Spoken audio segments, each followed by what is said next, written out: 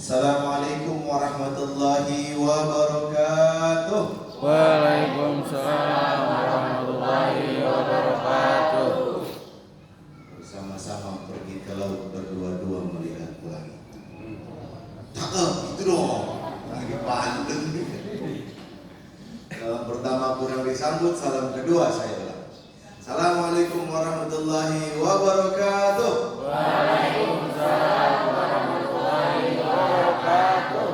Sebelum kita bahas tentang Al-Quran, saya mau kasih ilmu sedikit tentang cara jawab salam. Jawab salam itu bukan waalaikumsalam, tapi waalaikumsalam atau waalaikum assalam. Kenapa? Karena kan kita kalau ngasih salam assalamu alaikum, tinggal dibalik waalaikum assalam. Kalau disambung waalaikumsalam. Paham? Praktek ya. Sekali lagi. Assalamualaikum warahmatullahi wabarakatuh. Waalaikumsalam warahmatullahi wabarakatuh. Dapat ilmu baru. Pakai ya. Dan setiap orang mengucapkan salam jawabnya begitu. Pertama-tama yang kita muliakan dan kita hormati Ketua Yayasan Dr. Andes Abdul Salam, lalu Kepala Sekolah Bu Neng Mulyati SSI APT apoteker, lalu kakak-kakak dari panitia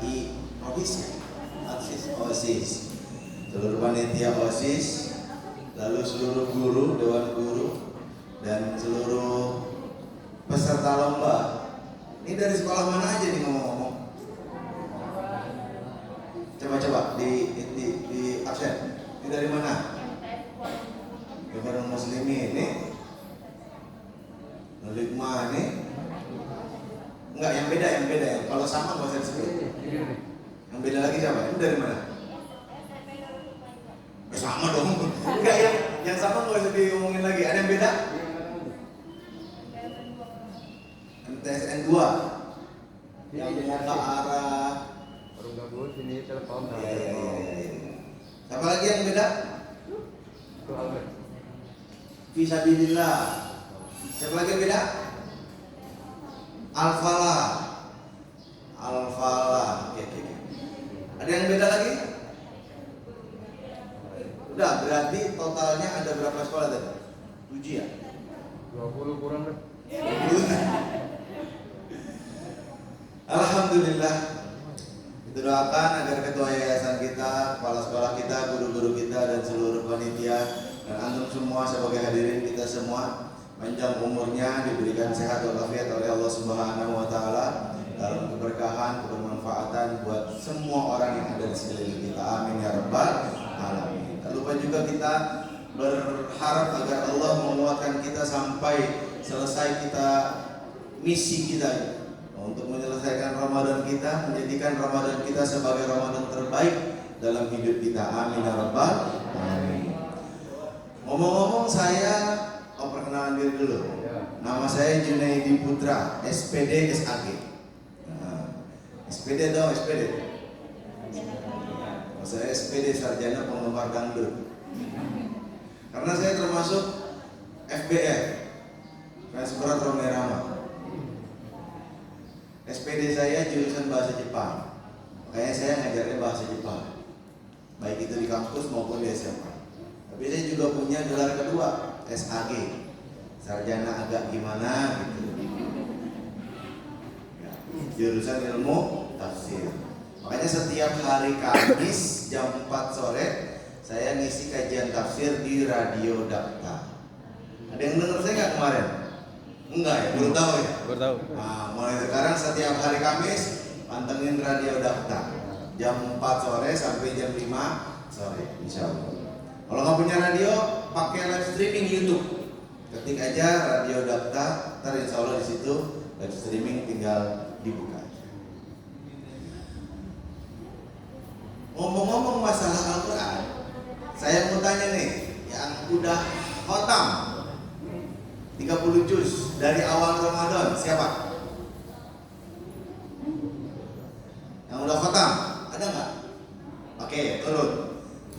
ada juz 20 dari awal Ramadan? Nggak ada? Turun lagi. Yang udah juz 15? Oh, ada 2. Udah berapa? Udah juz berapa? 16. Udah juz berapa? 18. Dari sekolah mana SMP-nya? Fisabilillah ente? Masya Allah, benar-benar fisabilillah ini. Berlomba-lomba dalam kebaikan. Sini. Maju. Maju dulu. Maju. Sini. Foto dulu panitia, foto.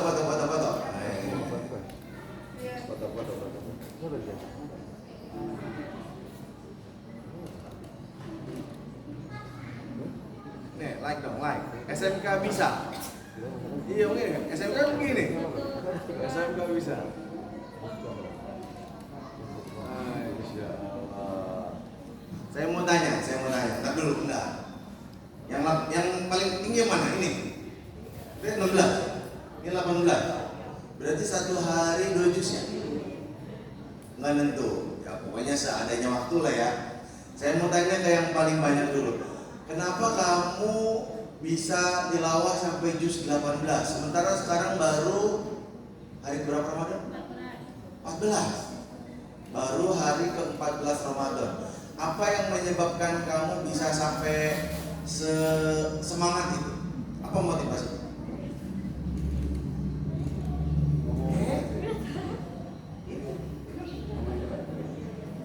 Sharing kayak teman-teman yang lain. Coba sharing. Ya, kenapa kamu semangat baca Qur'annya? Orang baca Qur'an itu kan aku loh duduk satu jam tuh. Iya kok kamu kuat gitu? Apa motivasi kamu? Apa mungkin nanti dijanjiin apa sama orang tua atau apa gitu? Enggak. Ya emang suka tilawah aja. Oh, malu sekali ya. Siapa namanya? Akila. Silakan duduk, terima kasih. Kalau antum siapa namanya? Yunus. Masya Allah. Apa yang menyebabkan antum semangat tilawahnya ya? Paling enggak kalau 16 berarti lebih dari 1 juz lah ya. Apa motivasinya? Sunnah. Ikut sunnah Nabi. Masya Allah, luar biasa. Kita doakan mudah-mudahan yang semangat tilawahnya ini bisa bergabung di BHM ya Bu ya. BHM ini saya pertama kali ngisi di BHM saya kira pesantren loh. Ternyata SMK. Iya. Perempuannya nutup aurat semuanya rapi, ya tertib. Ini mah bukan promosi, bukan karena saya di BHM, bukan, beneran, serius. Saya beberapa kali nih saya ngisi di sini. Saya kira pesantren, perempuannya rapi, nggak ada yang nggak ada yang macam-macam dah. Laki-lakinya juga sopan dan seterusnya. Kalau nggak salah sekarang udah nambah. Dulu waktu saya kesini jurusannya baru berapa? 4 kalau nggak salah. Sekarang udah 5. Apa namanya, jurusan tentang pertelevisian kalau saya nggak salah. Masuk broadcasting, iya. Yang ntar mau masuk TV itu menjadi penyiar bisa tuh masuk jurusan itu. Kita bahas tentang Al-Quran cahaya hidupku. Ngomong-ngomong sampai jam berapa? Berapa menit lagi? Takutnya kekurangan atau kelebihan? Kira-kira berapa lama? Lah nanya. Saya diminta untuk menyampaikan materi temanya Al-Quran cahaya hidupku. Sekarang saya mau tanya, ma huwa Al-Quran? Apa itu Al-Quran?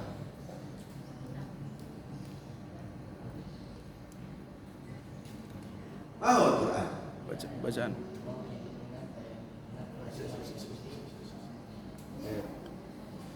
Quran adalah firman Allah yang diturunkan kepada Nabi Muhammad melalui malaikat Jibril dan membacanya dengan ibadah. Masya Allah. Takbir. Allahu Akbar. Mudah tilawahnya rajin, ya pinter, insya Allah.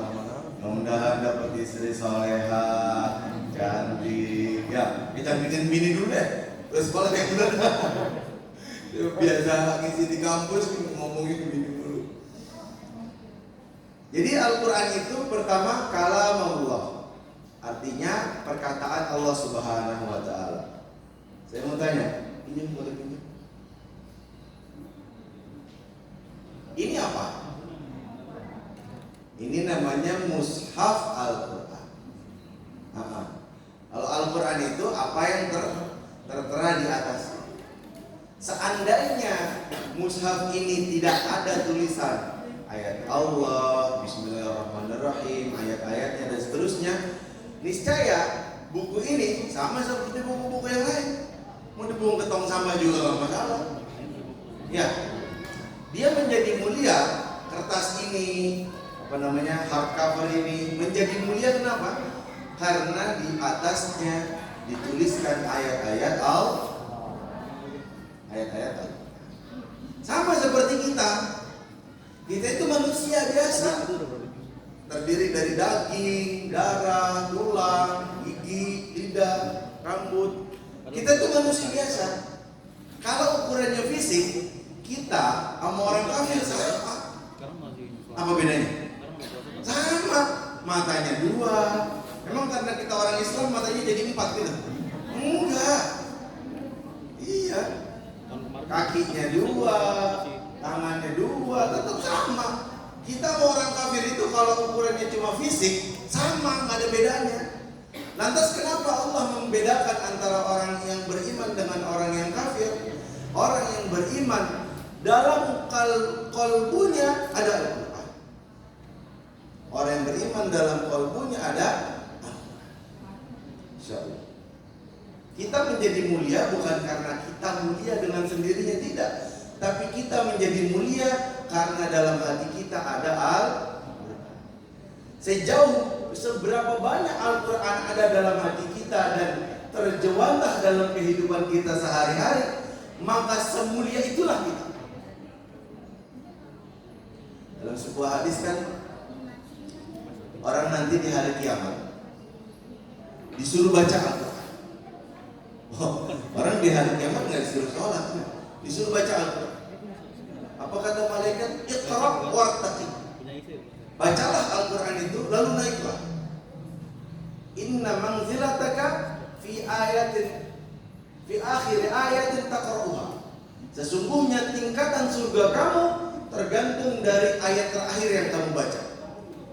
Baca terus sampai Al-Fatihah, Baqarah. Baik.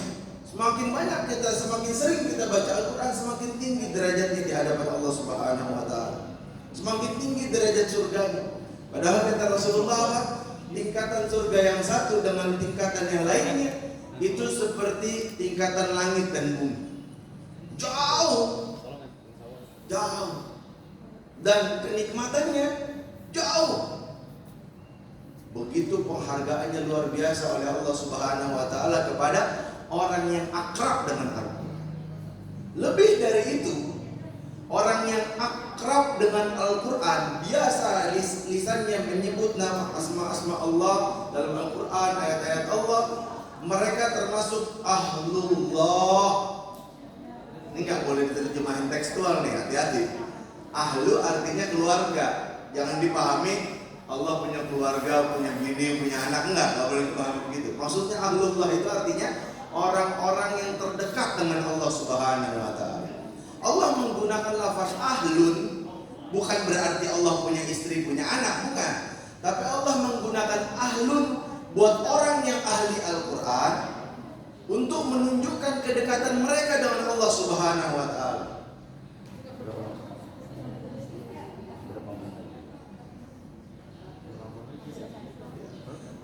Soalnya kalau ngomongin Al-Quran saya 5 jam juga kuat ya. Beneran. Takutnya kelebihan. Oke. Sampai mana tadi? Ahlullah. Bukan karena Allah punya istri dan punya anak, enggak. Tapi Allah ingin menunjukkan betapa dekatnya Allah dengan orang-orang yang ahli Al-Quran. Kalau kita nih, gimana ya ngomongnya? Kalian masih SMP ya? Saya nih, udah punya istri, udah punya anak. Kalau misalnya saya punya rizki, entah dari gaji ngajar, entah dari sampingan, misalnya kerja, apa segala macam. Yang kepikiran sama saya itu adalah gimana cara saya supaya uang ini nyampe ke anak dan istri saya. Kenapa? Karena anak dan istri saya adalah bagian dari keluarga saya. Saya nggak mikirin tetangga saya, enggak. Saya juga nggak mikirin guru di sekolah kayak gimana, enggak. Saya nggak mikirin orang di sosmed kayak gimana, enggak. Yang saya pikirin anak dan istri saya, keluarga saya. Mikirin orang tua saya, saudara kandung saya, kerabat saya, itu yang saya pikirin. Kenapa? Karena bagian dari keluarga saya. Itu logikanya kalau manusia. Allah Subhanahu wa ta'ala maha luas karunia-Nya, maha kaya. Allah Subhanahu wa ta'ala ketika menyebut ahli Al-Quran sebagai ahlullah, maka mereka orang yang khassatuh, ahlullah wa khassatuh, orang yang dekat dengan Allah dan termasuk orang khususnya Allah Subhanahu wa ta'ala. Kalau kita kalau ikut nonton konser nasib misalnya, ada tiket biasa, ada tiket VIP. Orang pasti maunya tiket VIP. Kenapa? Pertama bisa duduk, yang kedua dekat, nggak jauh. Sementara kalau tiket biasa udah berdiri jauh, nggak begitu dengar, nggak begitu kelihatan yang nyanyinya. Sama. Ketika Allah Subhanahu wa ta'ala menyifati ahli Al-Quran, maka Allah menyifati ahli Al-Quran itu sebagai orang yang dekat dengan Allah dan termasuk orang khusus. Artinya mereka lah yang mendapatkan prioritas untuk mendapatkan keutamaan dan rahmat dari Allah Subhanahu wa ta'ala. Itu yang kedua. Lalu yang ketiga, Al-Quran adalah satu-satunya kitab di muka bumi ini yang sesering apapun dibaca tidak pernah menimbulkan rasa bosan dalam hati. Karena Al-Quran sejalan dengan fitrah manusia. Al-Quran sejalan dengan fitrah manusia. Saya mau tanya, tadi pagi sholat subuh. Tadi pagi sholat subuh, kalau sholat subuhnya berjamaah pasti dengar imam baca Al-Quran. Apa yang dibaca imam? Pertama kali Allahu Akbar, pasti kan baca iftitah, tapi kan pasti sir. Kalau yang diangkat suaranya baca Al-Fatihah. Saya mau tanya, sholat subuh baca Al-Fatihah, sholat isya imam baca Al-Fatihah, sholat maghrib baca Al-Fatihah. Kalian dengarnya bosan nggak? Hah? Kalau pakai mulu, ada yang lain, bosan nggak? Kok bisa nggak bosan? Itulah mukjizatnya Al-Quran. Ya, itulah mukjizatnya Al-Quran. Jangankan kita dengar, bahkan kita baca sendiri di surat Al-Fatihah minimal berapa kali? 17 kali. Itu belum termasuk sholat sunnah rawatib, belum termasuk sholat sunnah duha, belum termasuk sholat hajat, belum termasuk sholat istikharah, belum termasuk sholat lain, belum termasuk baca Al-Fatihah di luar sholat. Minimal kita baca Al-Fatihah 17 kali. Kok bisa nggak bosan? Itulah mukjizatnya Al-Quran.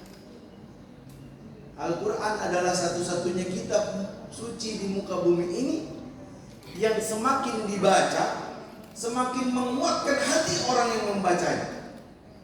Semakin dibaca, semakin menguatkan hati orang yang membacanya. Bahkan Utsman bin Affan itu pernah membuat sebuah perkataan yang masyhur, yang nyentil kita semua. Apa kata Utsman bin Affan? Orang yang hatinya bersih tidak akan pernah kenyang dari membaca Al-Quran. Jadi yang menghalangi kita dengan Al-Quran cuma satu. Apa? Kotor hati kita. Semakin malas kita baca Al-Quran, itu pertanda bahwa hati kita itu kotor, banyak maksiat, banyak dosa, banyak ngomongin orang, banyak lihat yang kagak bener. Kalau urusan ujian banyak nyontek.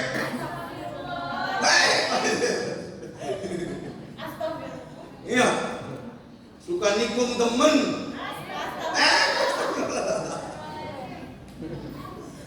Suka ngomongin guru. NU orang NU. Ya. Kenapa Utsman bin Affan berani ngomong kayak begitu?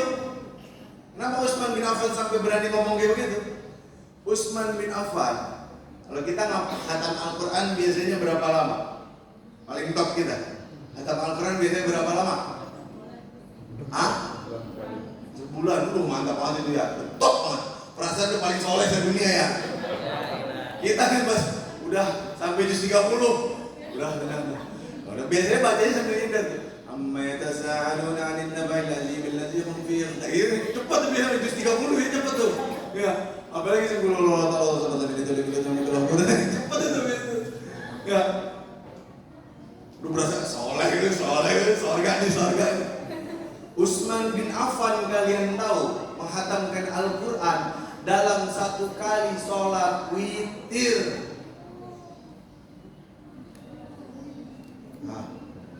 Ngomong nggak? Ada di daerah Jawa Tengah, saya lupa apa daerah Jember kalau nggak salah ya. Ada beritanya di TV ada tuh.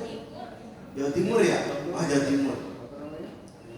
Jadi satu pesantren itu punya kebiasaan setiap Ramadan mereka khatam Al-Quran dalam satu kali sholat tarawih dan witir. Temboro. Bayangin. Jadi 23 rakaat itu 30 juz. Jadi satu rakaatnya 1 juz lebih. Selesainya berapa lama? 8 jam. Mulai tarawih jam Isya sekitar jam 7 lebih seperempat mungkin. Mulai tarawihnya atau setengah 8. Berarti selesai jam berapa itu kalau 8 jam? Jam 3. Allah karim. 3 pagi. Allah karim.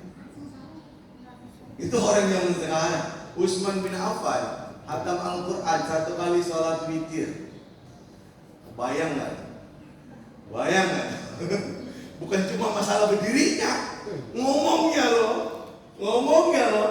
Ya pasti nggak mungkin kayak kita bacanya Bismillahirrahmanirrahim. Nggak mungkin. Pasti bacanya qiraah hadar. Tahu qiraah hadar? Qiraah itu ada 3 cara baca Al-Quran. Ada mujawwad. Mujawwad itu A'udzu billahi minasy syaithanir rajim. Benar-benar diperhatiin pelan, itu namanya mujawwad. Ada namanya murattal.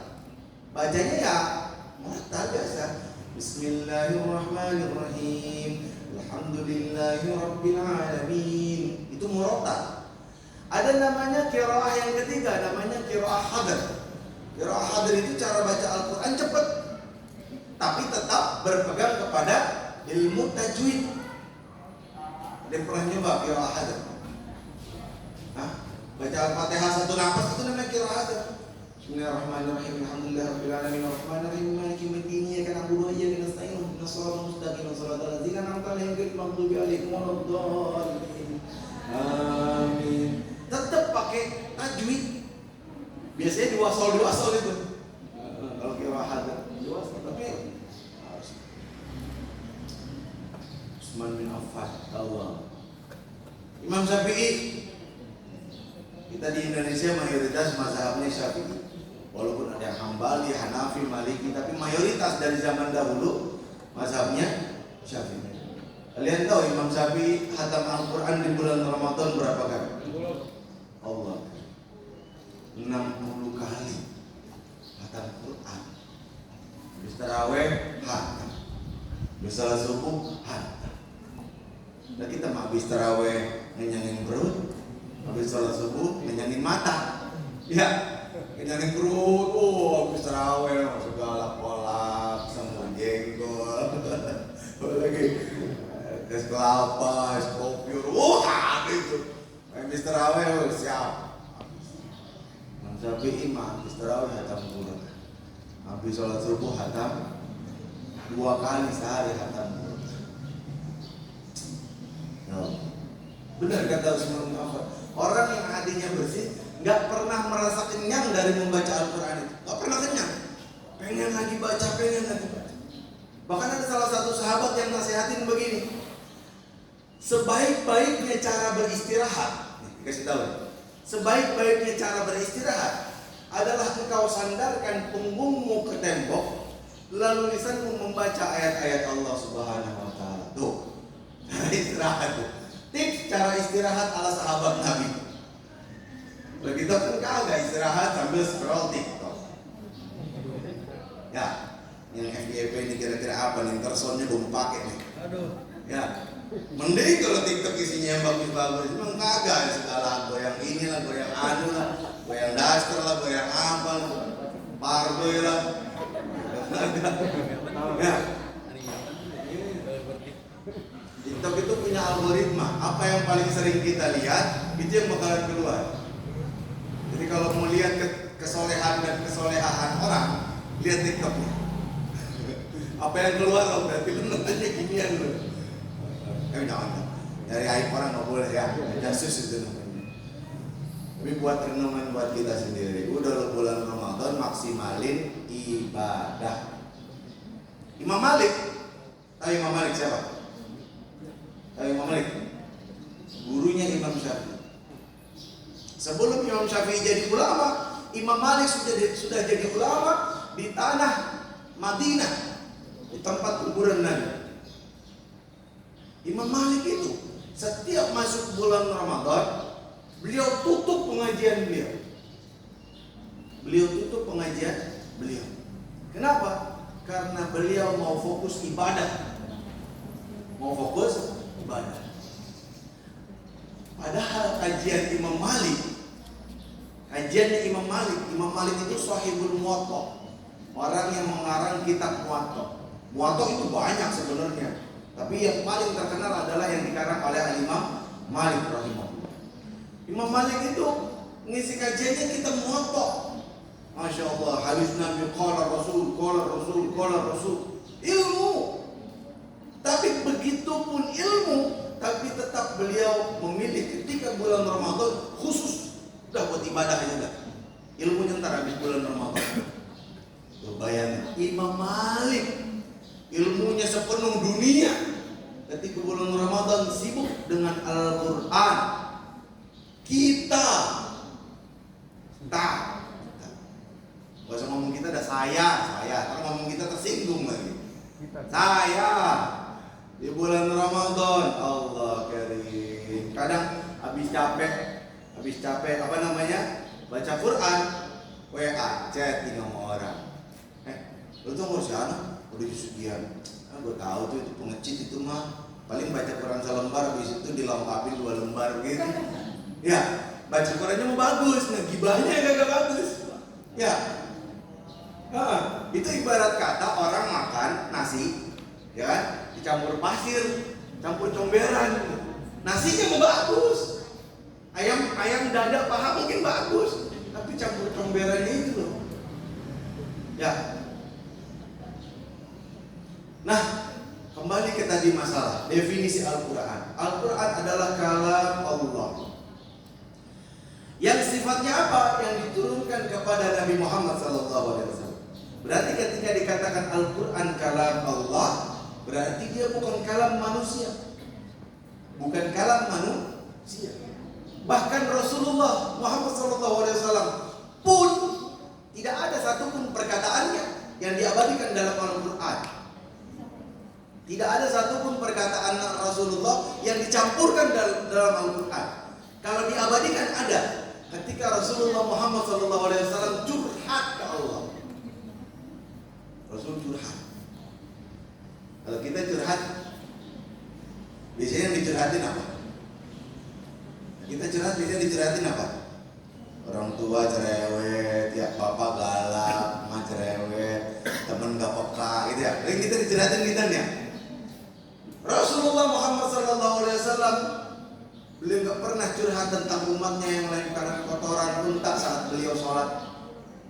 Beliau gak pernah protes ketika umatnya nyaci maki beliau.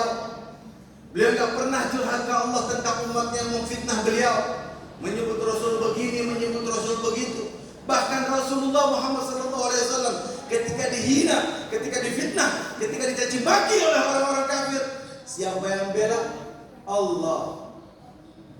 Orang kafir bilang afdar Muhammad. Muhammad terputus nasabnya, anak laki-lakinya sudah mati. Nanti dia mati tidak akan ada yang menyebut namanya. Apa kata orang kafir? Itu kata orang kafir. Tapi apa kata Allah? Inna syani'aka huwal abtar. Mereka katakan abtar Muhammad. Allah katakan inna syani'aka huwal abtar. Mereka sebut Rasulullah majnun. Allah balas ucapan mereka, wa ma anta bi ni'mati rabbika bimajnun. Apapun fitnahan mereka, tuduhan mereka, caci maki mereka, tidak dipikirkan oleh Rasulullah. Allah yang jawab semuanya.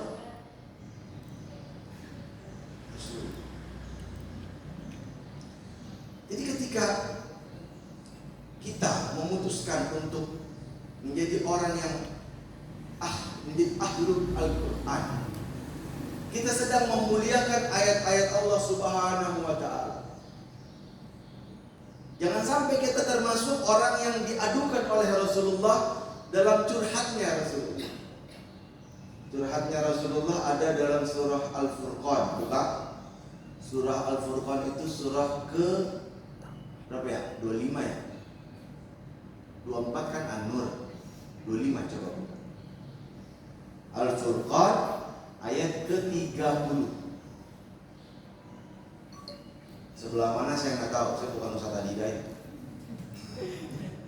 Ustaz Adidai itu enak ya. Sebelah kanan, belok kiri. Google Map itu. Ya, nemu belum? Surah ke-25 ayat ke-30.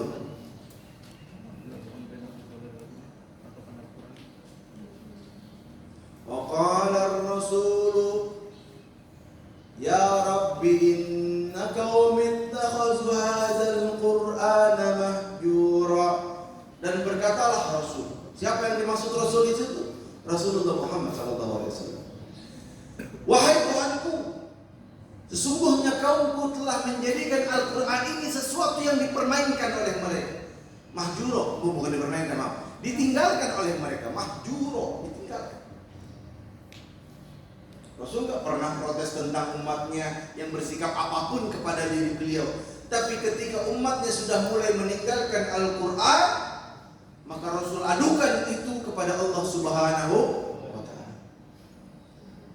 Kalau mau sedikit pakai tafsir muqarrah, tafsir perbandingan, kita coba bandingkan antara curhatan Rasulullah dengan curhatan nabi-nabi selain Rasulullah. Satu aja deh.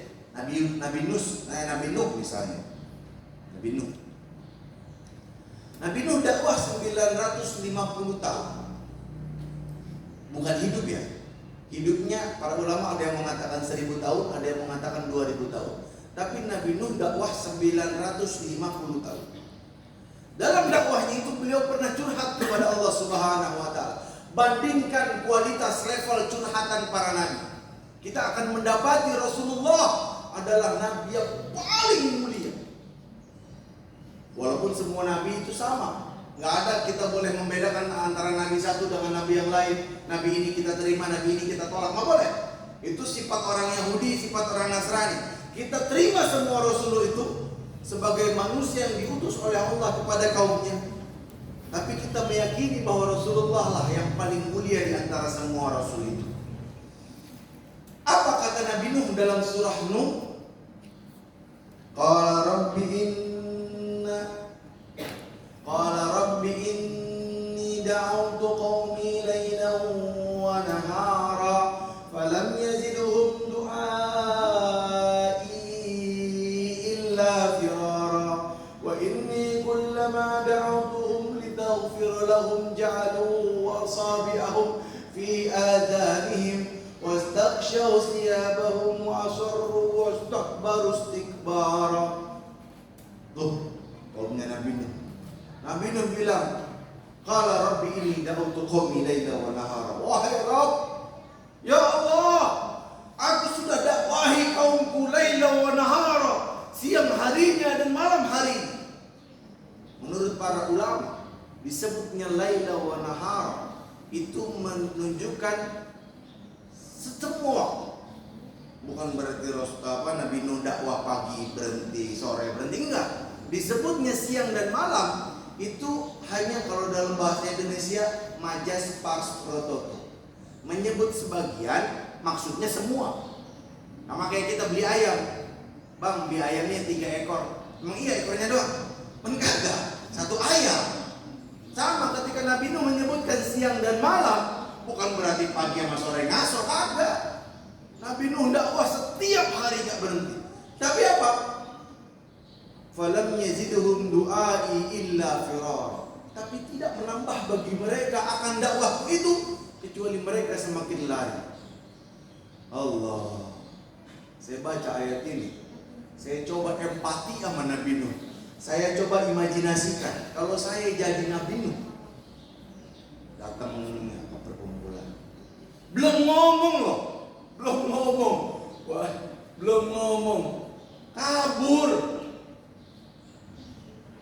Kabur, belum ngomong. Kabur. Datang lagi. Kabur, ya Allah. Sedih banget. Buru-buru dikasih amplop tuh, Ustaz. Kabur. Gak kebayang saya. Yang paling parahnya ayat setelahnya. Wa inni kullama da'awtuhum litaghfira lahum ja'alu asabi'ahum fi adhanihim, ya Allah. Setiap aku dakwah kepada mereka agar engkau mengampuni mereka. Dakwahnya Nabi Nuh itu bukan supaya Nabi Nuh kaya, kagak. Bukan supaya Nabi Nuh banyak subscribernya, kagak. Lagi zaman dulu belum ada YouTube ya. Tapi supaya kaumnya diampuni oleh Allah Subhanahu wa ta'ala. Enggak, Nabi Nuh dakwah bukan buat dirinya sendiri, enggak.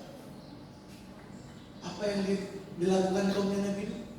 Ja'alu asabi'ahum fi azani. Diletakkan asabi'. Tahu asabi'? Kalau asabi' itu bentuk jamak dari jari-jari. Banyak jari. Dan disebut jari. Jari itu ini. Kalau ini namanya ujung jari. Kalau begini namanya menutup telinga dengan ujung jari. Dalam Al-Quran Allah katakan mereka menutup telinga mereka dengan jari mereka. Artinya apa? Kalau perlu bisa masuk semua jari itu. Saking gak maunya denger dakwah Nabi Nuh. Kalau jadi datengin lah. Kalau datengin, enggak lari sih, tapi ditutup. Lu ngomong. Diceramah dong. Ada yang gak nutup kuping, enggak. Tapi wastaghshaw thiyabahum. Ditutup mukanya pakai pakaian. Kalau menurut Buya Hamka, analoginya begini. Kayak orang Arab zaman dulu buang air. Orang Arab zaman dulu buang air. Misalnya orang Arab gamis. Lalu bajunya ditutupin. Biasanya orang Arab tuh pakai gamis, pakai jubah. Nah bajunya itu ditutupin.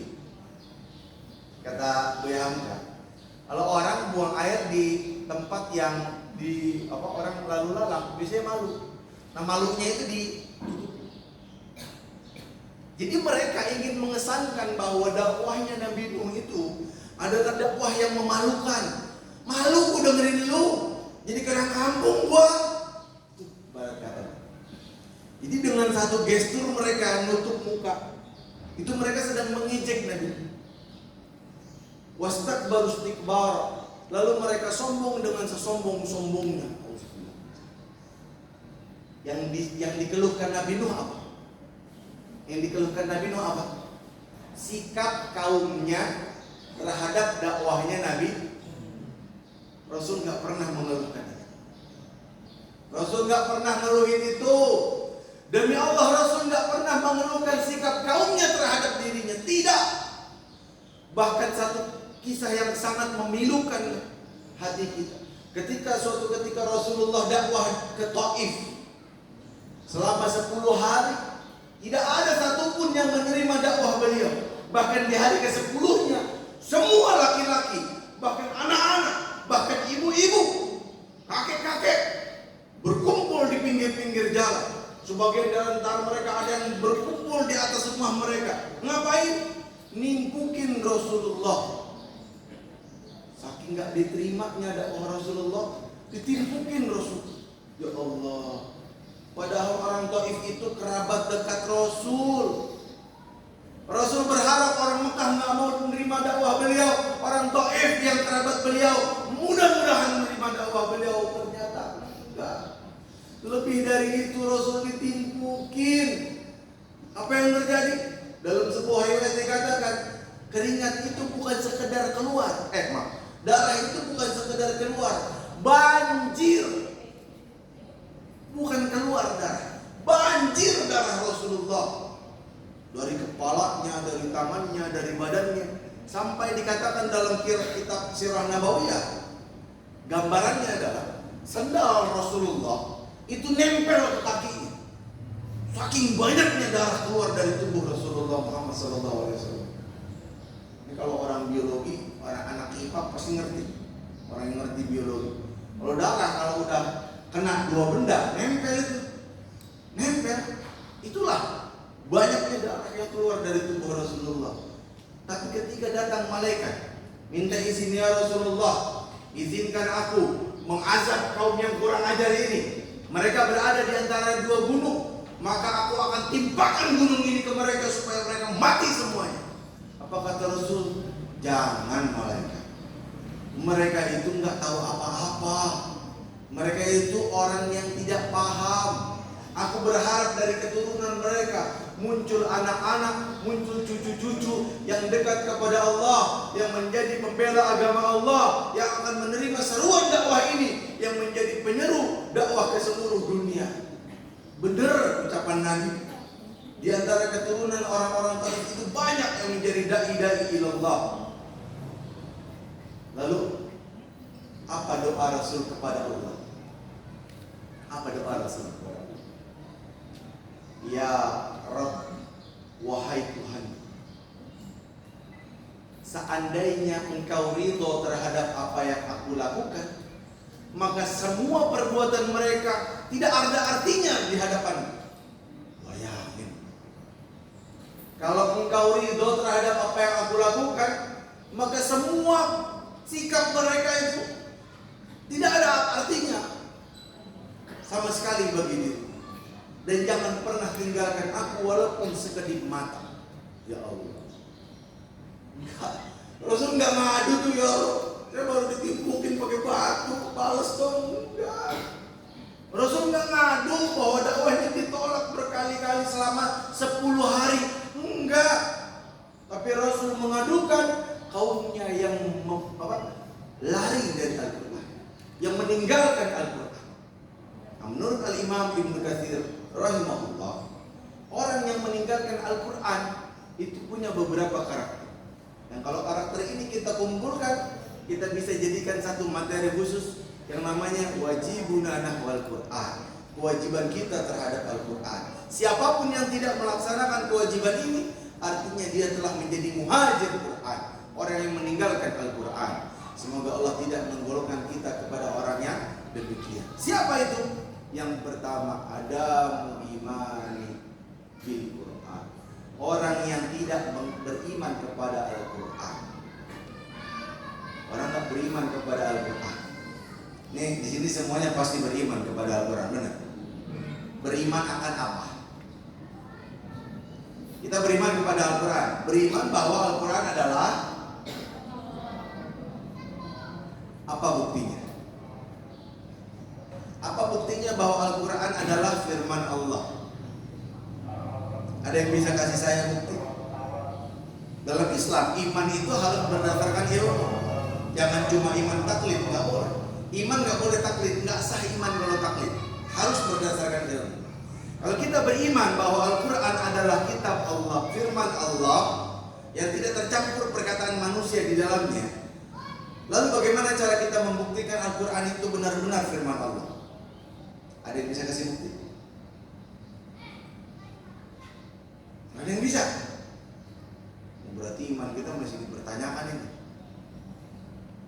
Ya, dari aspek apapun kita melihat Al-Quran, semuanya bisa dibuktikan bahwa itu adalah firman Allah. Semuanya bisa dibuktikan bahwa itu adalah firman Allah. Pertama, dari aspek kebenaran Al-Quran.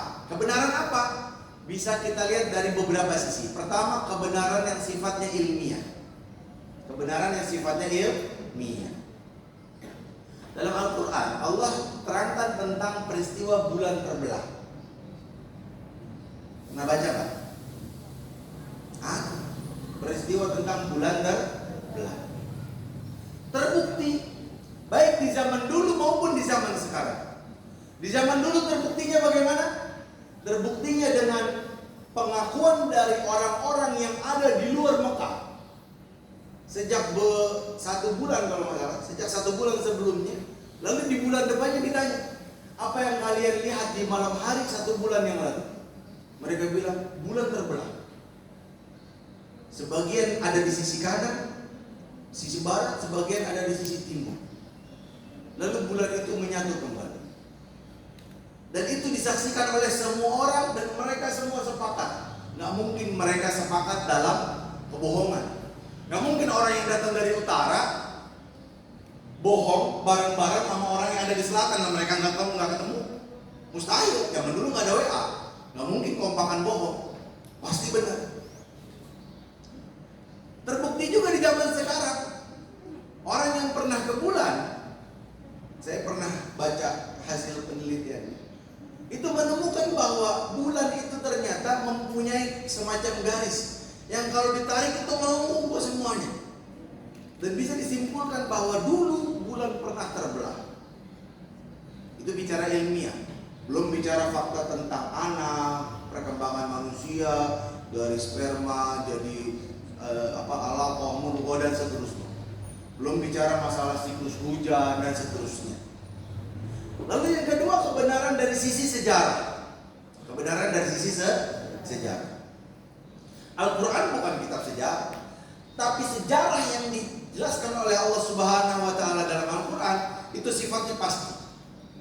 Sifatnya pasti. Baik itu yang sudah lalu. Makanya sudah lalu itu sebelum zaman Nabi Muhammad, Nabi Musa, Nabi Ibrahim, Nabi Adam dan seterusnya. Maupun di saat Nabi Muhammad hidup, maupun setelahnya. Contoh, surah Ar-Rum. Itu kan memprediksi tentang kemenangan bangsa Romawi atas Persia. Nih, kita kayak lagi nonton Rusia sama Ukraina perang ini. Terlepas siapa dukung siapa, walaupun saya nggak peduli dukung-dukungan, saya berharap gak usah perang-perang. Tapi di zaman dulu umat Islam itu pihak Romawi. Kalau Romawi perang sama Persia, umat Islam itu lebih dukung Romawi. Kenapa? Karena Romawi itu Kristen. Sejelek apapun Kristen, dia lebih baik daripada penyembah api. Kristen masih mengakui Nabi Ibrahim, Nabi Musa, Nabi Adam. Allah masih diakui sama orang Kristen. Masih mending. Jadi kalau perang sama orang Persia, orang Kristen ini lebih dekat akidahnya dengan umat Islam, dakwahnya lebih mudah.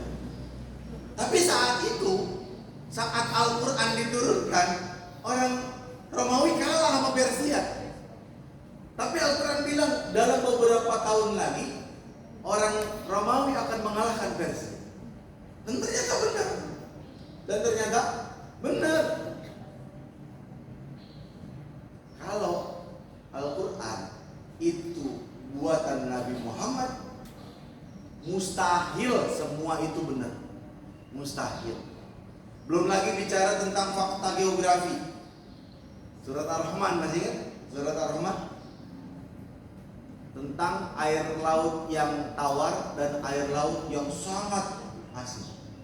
Ya, pertemuan antara dua lautan yang dikatakan dalam surah Ar-Rahman barzakhun la yabghiyan. Yang di antara dua lautan itu seolah-olah ada tembok yang satu sama lain tidak mungkin saling melewati. Sekarang kita bisa tahu pakai Google Map. Oh, ada di negara ini, ada di negara itu. Emang zaman dulu Rasul tahu? Enggak. Rasul ada di mana? Mekah, Madinah. Belah mananya laut? Jauh dari laut.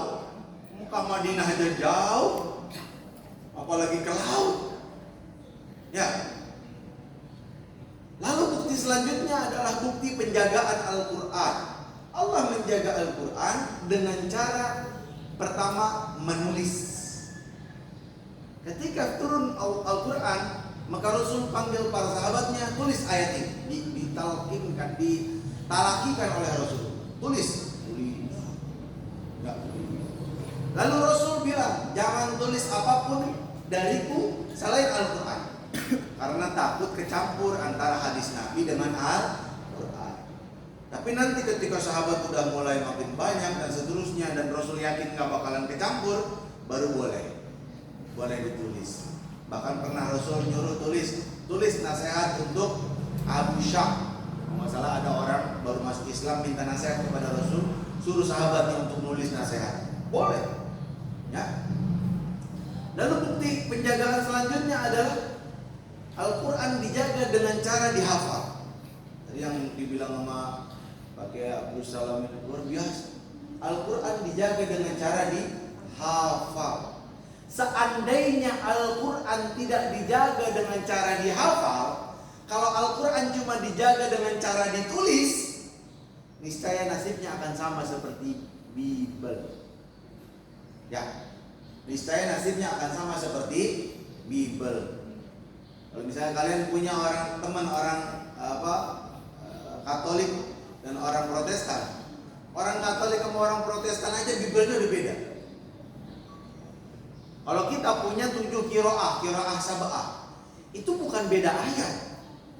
Ayatnya segitu-gitu juga, tulisannya ya itu doang. Cuma beda cara baca. Sama kayak kita nih. Kalau orang Jakarta bilangnya, kalau orang Indonesia bilangnya bagaimana, orang Betawi bilangnya gimana, orang Sunda gimana? Kumaha. Orang Padang bilang ba'a. Itu cuma masalah dialek. Dan dialek itu juga dibacakan di hadapan Rasulullah dan disetujui oleh Rasulullah, boleh disebarkan. Tapi kalau perbedaan antara Injil orang Katolik dengan Injil orang Protestan, itu beda kitab. Beda kitab, kitabnya beda. Ada yang satu kitab ada yang satu kitab nggak ada. Udah beda jauh. Apalagi Kristen Anglikan, apalagi Saksi Yehova dan seterusnya. Udah beda kitab. Ya. Bahkan dalam konsili Nikea 200 tahun setelah Nabi Isa wafat, 200 atau 300 tahun, orang Kristen itu heboh. Jadi Tuhan kita itu 3 bersatu. Apa 3 in 1? Karena kitab yang mereka pegang itu beda-beda. Akhirnya mereka gelar konsili Nikea. Konsili Nikea itu dikumpulin semua kitab yang mereka punya, pemuka agama dikumpulin dalam sebuah tempat yang besar, lalu di voting. Itu Tuhan kita mau 3 atau 1 nih, apa 3 in 1. Akhirnya menanglah mayoritas yang mengatakan bahwa Tuhan itu 3 dalam 1. 1 sampai 3 tapi 1. Terserah bagaimana memahaminya dah. Nah, sementara di antara mereka ada yang meyakini bahwa Tuhan itu 1, tapi kalah suara. Nah, suatu ketika pernah orang yang meyakini Tuhan itu 1 jadi raja. Sementara yang meyakini Tuhan itu 1 dalam 3 dalam 1 itu dibantai semua. Maka ada salah satu sejarawan dari barat mengatakan perselisihan antara orang Kristen itu jauh lebih buruk daripada pertengkaran anjing sama anjing. Saking parahnya. Siapa jadi raja bunuh, siapa jadi raja bunuh. Padahal sama mereka sendiri, sama-sama Kristen. Kita, alhamdulillah nggak pernah punya sejarah begitu. Al-Quran dari zaman Rasulullah sampai detik ini nggak pernah bertambah. Jangankan 1 surat, jangankan 1 surat, jangankan 1 ayat, jangankan 1 kalimat, jangankan 1 kata, jangankan 1 huruf, bahkan harokat fathah, kasrah, dhammah, sukun nggak pernah berubah dari zaman Rasul sampai zaman sekarang. Buktinya ada jutaan, puluhan juta bahkan menghafal Al-Quran di muka bumi ini. Amprokin kalau nggak percaya, suruh baca Al-Quran, nggak di kesempatan yang singkat ini. Semoga menjadi motivasi. Oh, ternyata Al-Quran yang kita yakini itu mulia. Al-Quran itu cahaya buat hidup kita. Semoga kita semakin termotivasi untuk semakin dekat kepada Al-Quran, untuk berinteraksi dengan Al-Quran, baik itu membacanya, memahaminya, mempelajari tafsirnya, apalagi mengamalkannya. Amin ya rabbal alamin. Aku qouli hadza wa astaghfirullah li wa lakum. Ada tanya jawab? Tidak? Berarti nggak usah, kita tutup aja. Oh gitu, silakan. Ada yang mau tanya jawab, ada yang mau didiskusikan? Jika tidak, ditutup. 2, 3, nggak ada. Baik. Saya tutup dengan hamdalah, alhamdulillah alamin. Sampai jumpa di lain kesempatan. Mudah-mudahan kita bisa ketemu di lain waktu. Assalamualaikum warahmatullahi wabarakatuh. Waalaikumsalam warahmatullahi wabarakatuh. Terima kasih kepada Ustaz Junaidi yang telah memberikan tafsir.